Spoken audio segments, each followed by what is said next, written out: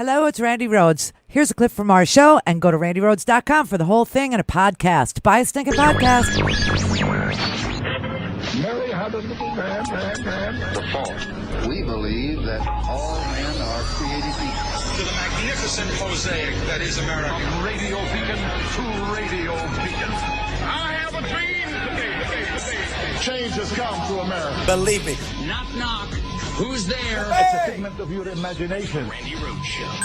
Turn up your mind.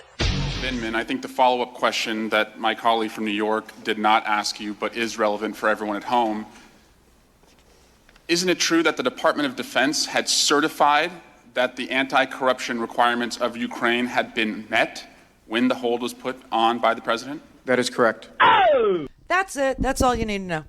No, I'm serious. That was the most important little, 19 seconds of this whole thing this morning, which was, the Republicans are bizarre. Everything that they are trying to say as a defense is crumbling each and every day these hearings go on.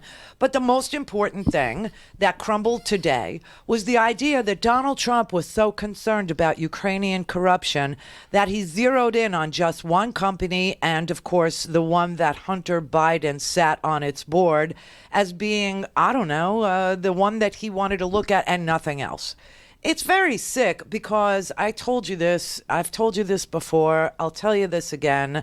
We know this because of the testimony of the DOD officer who gave a deposition in this matter, that is that the Department of Defense had certified that Ukraine had met its anti-corruption benchmarks in order for America to give it lethal weapons. That's a true thing that happened.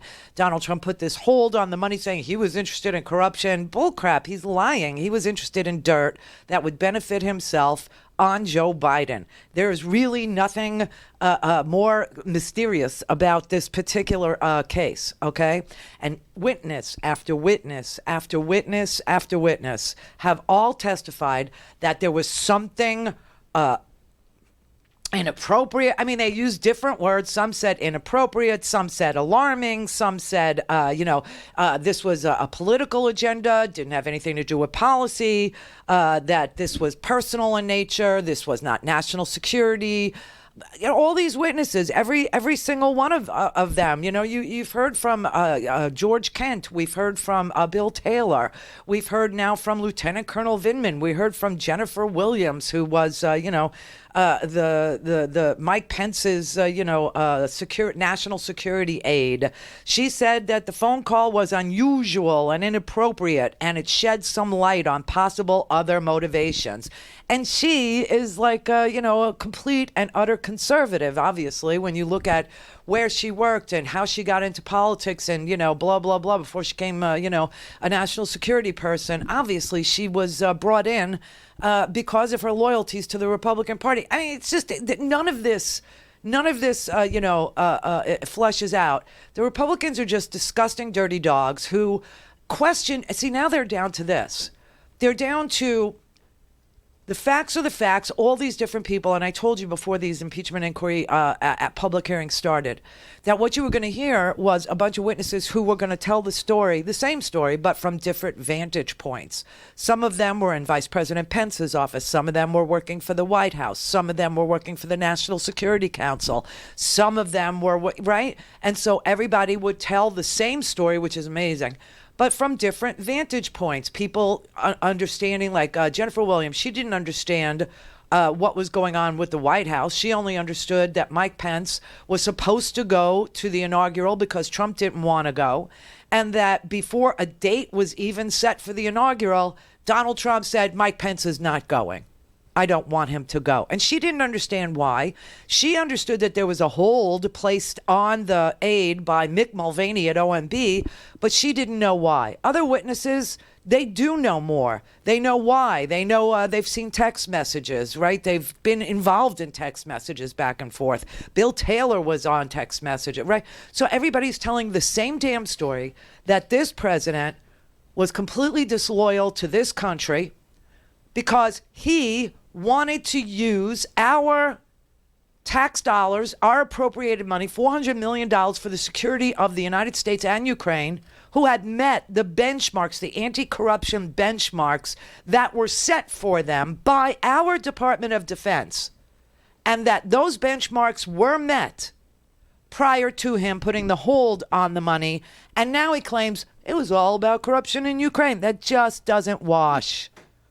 Lieutenant Colonel Vindman, I think the follow-up question that my colleague from New York did not ask you, but is relevant for everyone at home, isn't it true that the Department of Defense had certified that the anti-corruption requirements of Ukraine had been met when the hold was put on by the president? That is correct. Fatality. Whoops, there goes the whole corruption argument. Whoops. I'm telling you. So what did the Republicans do today? The Republicans asked about why Lieutenant Colonel Vindman is wearing his uniform.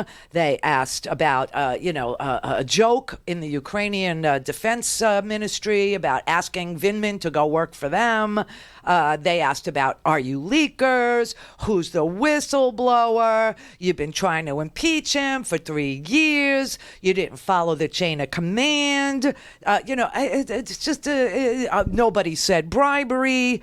That's because they're fact witnesses. They're not legal scholars. They weren't asked to draw a legal conclusion about what they were hearing. They were only asked what facts could they testify to with firsthand knowledge. That's it. That's all they were asked. I just want to follow up on some of the earlier questions about President Zelensky's statements after this scandal came to light, when he was asked, were you pressured, how'd the phone call go, et cetera. Ukrainians, Mr. Kent, are pretty sophisticated about U.S. politics, are they not? This is the other day. Which one did I want to play? I don't know. Oh, let's do this one. Let's take a look at a couple of excerpts from this call. And right after President Zelensky thanked President Trump for the United States support in the area of defense, President Trump asks President Zelensky for a favor and then raises this theory of Ukrainian interference in the 2016 election. He says in the highlighted portion, I would like you to do us a favor, though, because our country has been through a lot and Ukraine knows a lot about it. I would like you to find out what happened with this whole situation with Ukraine. They say CrowdStrike. I guess you have one of your wealthy people, the server. They say Ukraine has it. Now, Colonel Vindman, was this statement based on the official talking points that you had prepared? No. And was this statement related to the 2016 Ukraine interference in the 2016 election part of the official U.S. policy? No, it was not. Now, at the time of this July 25th call, Colonel Vindman, were you aware of a theory that Ukraine had intervened or interfered in the 2016 U.S. election? I was. Are you aware of any credible evidence to support this theory? I am not. Are you also aware that Vladimir Putin had promoted this theory of Ukrainian interference in the 2016 election? I am well aware of that fact. Oh! And ultimately, which country did U.S. intelligence services determine to have interfered in the 2016 election? It is the consensus of the entire intelligence community that the Russians interfered in U.S. elections in 2016. Fatality. I mean, every crazy conspiracy theory is being debunked in real time under oath by people with firsthand knowledge. So there is nothing. So what now? Oh, well, let's attack his uniform. Let's say you went to a lawyer. You should have gone to, Tim Morrison for some reason. Question his loyalty to this country. Because anybody that's not loyal to Donald Trump has to have their loyalty questioned, even if you're loyal to the U.S. Constitution, took a bullet or got bombed. I mean, this guy was blown up by an improvised roadside bomb. But let's question his service to the nation. Now, maybe, it's, wow. Go Go to RandiRhodes.com for the whole thing and a podcast. Buy a stinking podcast.